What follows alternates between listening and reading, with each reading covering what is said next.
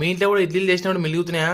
అయితే కంపల్సరీ ఇడ్లీతో అయితే ఇలాంటి రెసిపీ అయితే ట్రై చేయండి. ఇడ్లీ ఉప్మా కంపల్సరీ నచ్చుతుంది. ముందుగా అయితే ఇడ్లీని మొత్తాన్ని పొడి పొడి చేసుకొని దాంట్లోకి మొత్తం కొంచెం చిటికెడు పసుపు అయితే వేసుకొని దాన్ని కూడా మొత్తం పసుపు కలర్ వచ్చే వరకు అయితే కలుపుకున్నది కొంచెం సేపు పక్కన పెట్టేసుకోండి. ఇంకొక కడాయిలో కొంచెం ఆయిల్ అయితే పోసుకొని దాంట్లో మినపప్పు ఆవాలు జీలకర్ర అయితే వేసుకోండి. అది మొత్తం బ్లాక్ కలర్ అయితే వచ్చే వరకు అయితే చేసుకున్నాక ఆయిల్లో కొన్ని పల్లీలు అయితే వేసుకొని ఆ తర్వాత కొంచెం పచ్చిమిర్చి తర్వాత ఒక చిన్న ఉల్లిపాయ కట్ చేసుకొని అయితే వేసుకొని అది మొత్తం గోల్డెన్ కలర్ రాగానే దాంట్లో కొంచెం కరివేపాకు అయితే వేసుకొని దాని తర్వాత మనకు కావాల్సినంత సాల్ట్ అయితే వేసుకోండి మీకు రుచికి తగ్గట్టు. దాన్ని మొత్తాన్ని కలిపినాక ఏదైతే మనం ఇడ్లీని మొత్తం మిక్స్ చేసుకున్నామో ఆ ఇడ్లీని మొత్తాన్ని తీసుకొని వచ్చి దాంట్లో వేసేసి మొత్తాన్ని మంచి నీట్గా కలుపుకోండి. మొత్తం ఎల్లో కలర్ వచ్చే వరకు కలుపుకోండి. ఇలా నీట్గా కలుపుకున్నాక మన వేడివేడి ఇడ్లీ ఉప్మా అయితే రెడీ అయిపోతుంది.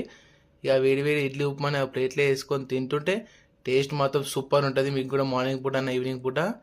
మీకు వీడియో నచ్చినట్టయితే మనీ వాస్కం సబ్స్క్రైబ్